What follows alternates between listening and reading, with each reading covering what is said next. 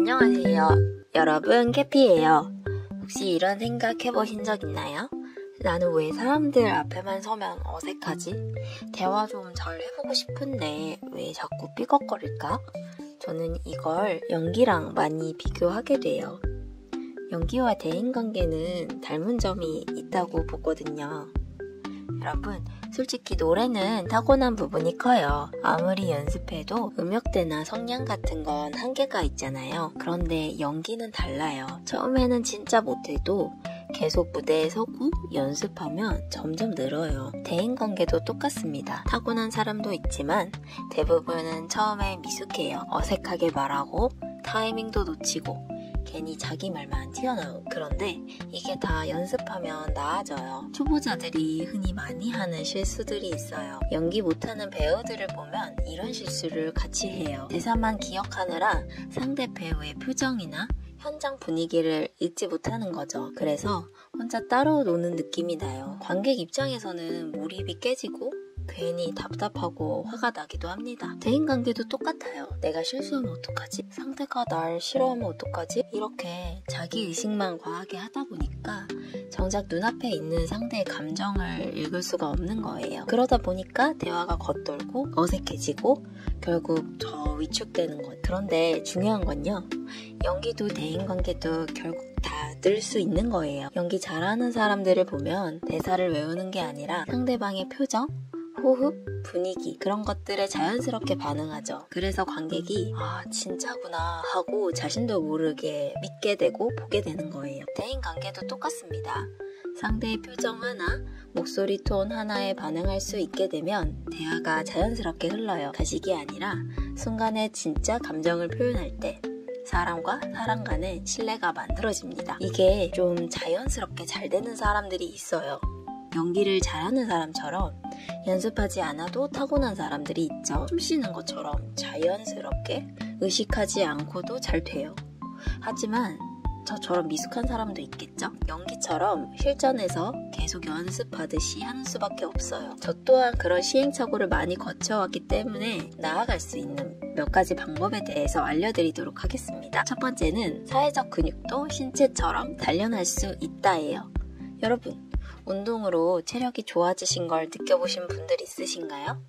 사회적 기술은 근육 같아요. 처음엔 많이 생기지도 않고 움직일수록 뻣뻣하고 어색하고 땀이 나죠. 헬스장에서 아령을 처음 들 때 팔이 덜덜덜 떨리는 거 경험해 보셨나요? 근데 반복하면 점점 자연스러워집니다. 눈을 마주치는 연습, 질문 하나 던지는 연습, 짧은 대화 이어가기. 이렇게 작은 시도가 모여서 사회적 근육이 단단해지는 거를 느낄 수 있을 거예요. 그리고 중요한 건 욕심부리지 않아야 해요. 오늘부터 10명한테 말 걸어보겠어. 이렇게 행동하는 거 금물이에요. 그건 헬스장에 처음 갔을 때 첫날부터 100kg짜리 역기를 들겠다는 거랑 똑같아요. 그냥 안녕하세요 시작하고 천천히 하루하루씩 조금씩만 변화를 주는 게 중요합니다. 두 번째는 대화는 듣기에서 시작됩니다. 많은 사람들이 대화를 말하기라고 생각해요. 하지만 진짜 중요한 건 듣기입니다. 70%는 듣고 30%만 말하세요. 이게 70대 30의 법칙입니다. 왜냐면요. 사람은 자기 얘기를 할 때 뇌에서 보상 호르몬이 나와요. 좋아하는 음식을 먹을 때처럼 행복해지는 건데요. 연기도 혼자만 잘한다고 되는 거 아니잖아요. 상대 배우의 대사를 듣고 진짜로 반응할 때 장면이 살아나죠. 대사를 외워서 기계적으로 말하는 게 아니라 눈빛과 호흡을 주고받아야 진짜 연기가 됩니다. 대화도 똑같아요. 친구가 여행 얘기를 신나게 할 때 우리는 그냥 대본에 있는 말처럼 그렇구나, 와 그랬구나 막 반복하면 친구가 말할 맛이 나지 않겠죠? 하지만 상대의 눈빛을 보고 목소리가 밝아지는 순간 같이 미소를 짓는다면 그건 이미 멋진 즉흥 연기를 하고 있는 거예요. 듣기는 단순히 고개 끄덕이는 게 아니라 상대의 감정, 리듬을 받아서 연기처럼 호흡을 맞추는 거예요. 그 작은 디테일을 잡아낼 때 우리는 상대 마음 깊은 곳까지 들어갈 수 있습니다. 그런데 우리가 인사만 했는데 상대방이 자기 얘기를 술술 하는 경우는 별로 없잖아요. 대화라는 게 하다 보면 이야기가 술술 나올 때도 많지만 또 막상 시작하려면 정말 어떤 말을 어떻게 해야 될지 모르겠잖아요. 그럴 때 우리가 가져야 할 건 달변가적 스킬이 아니라 자세입니다. 어떠한 자세냐고요? 그건 마음에 드는 이성에게 관심을 갖듯이 상대방이 이전에 했던 말들, 표정, 오늘의 옷차림 등에 관심을 가지는 겁니다. 바로 호기심의 자세를 가지고 상대방을 대해야 합니다. 세 번째, 호기심은 인간관계의 열쇠이다. 네, 저는 사람을 도서관 책에 비유해요.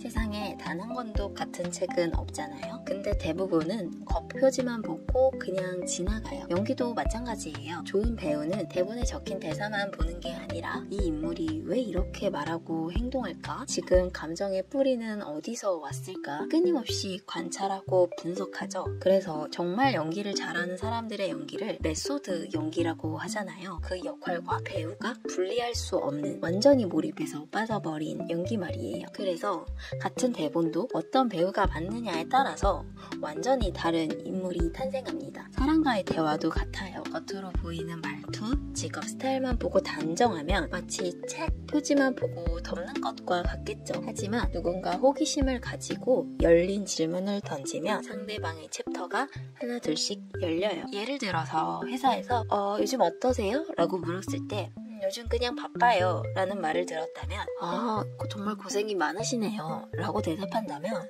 거기서 대화가 끝나버리지만 바쁘다고 힘들다고 말해도 표정을 자세히 본다면 표정과 말이 일치하는 경우도 있지만 반대되는 경우도 많거든요. 바쁘다고 말을 해도 옷차림이나 표정을 보며 묘하게 들떠있는 경우도 있어요.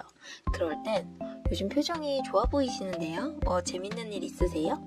라고 물어보면 사실은 이러이러해서 여행 준비를 한다거나 아니면 친구와 맛집을 갈 예정이라던가 이런 식으로 자신의 이야기를 해주더라고요. 사람은 지금 자신이 어떤 상태인지 말하고 싶어 하는 동물이니까요. 물론 아닌 사람도 있습니다. 하지만 대부분의 사람들이라면 자신이 들떠있는 일에 대해서 알려주고 싶고 자랑하고 싶어 해요. 그 반대인 경우도 있죠. 괜찮아요. 별일 없어요. 라고 해도 사실 표정이 전혀 안 그런 경우도 많아요. 그럴 때는 좀 안색이 안 좋아 보이시는데 무슨 일 있으세요?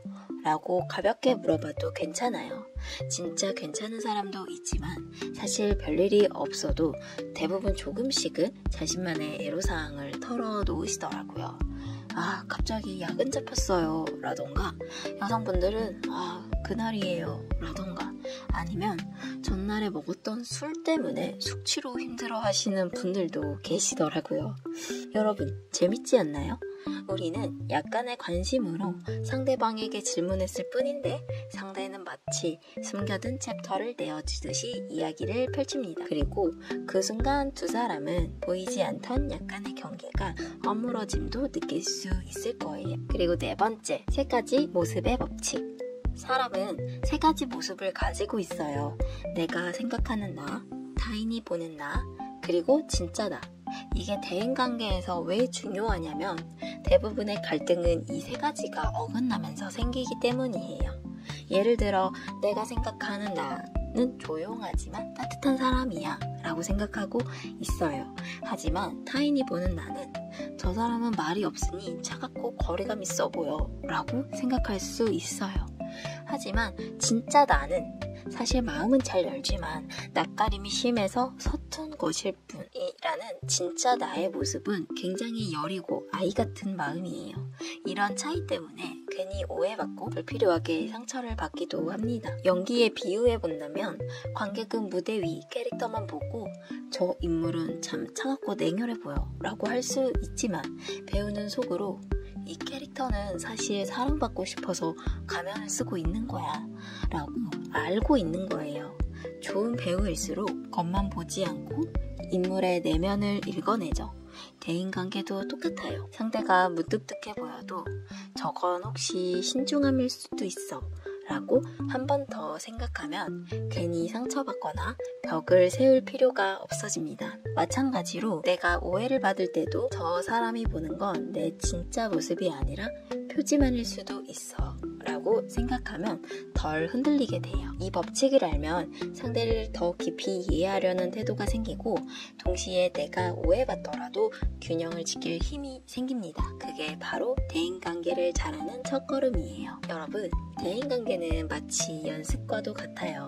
처음 무대에서는 배우가 대사를 버벅거리고 몸짓이 어색한 것처럼 우리도 사람 앞에서는 긴장하고 실수할 수 있습니다. 하지만 연습을 거듭하면 배우가 무대 위에서 빛이 나듯이 대인관계도 조금씩 자연스럽고 능숙해져요. 기억해야 할 건 사람이라면 누구나 자신의 이야기를 하고 싶어 한다는 겁니다. 그리고 우리는 그걸 물어봐주고 들어줄 제스처만 취하면 돼요. 물론 예외도 있으니 과도한 관심은 주의하셔야 해요. 하지만 저는 이런 시도도 하지 않는 것보다 하는 게 더 많은 걸 배울 수 있다고 생각해요. 물론 상황에 따라서 어색하고 민망할 수도 있어요. 하지만 여러분, 대인관계는 양날의 검과도 같아요. 나를 어색하고 창피하게 만드는 사람은 그 사람 또한 대인관계에 미숙한 사람이라는 걸 생각하세요. 아, 나뿐만이 아니라 너도 이런 게 힘들구나 이렇게 생각하고 이런 아량으로 이해해주면 돼요. 그리고 정말 정상 범주에 있는 사람이라면 물어봐주고 관심 가져주는 거에 대해서 감사하게 생각할 거예요. 조금씩 어색함을 극복하다 보면 언젠간 자신도 모르게 자연스러운 인사와 대화를 나누는 자신을 마주할 수 있을 거라 믿어요. 저도 사실 잘하지는 못하고 많이 미숙하고 서툴지만 조금씩 익숙해지고 있는 과정에 서 있어요. 그럼 우리 모두 힘내요. 안녕.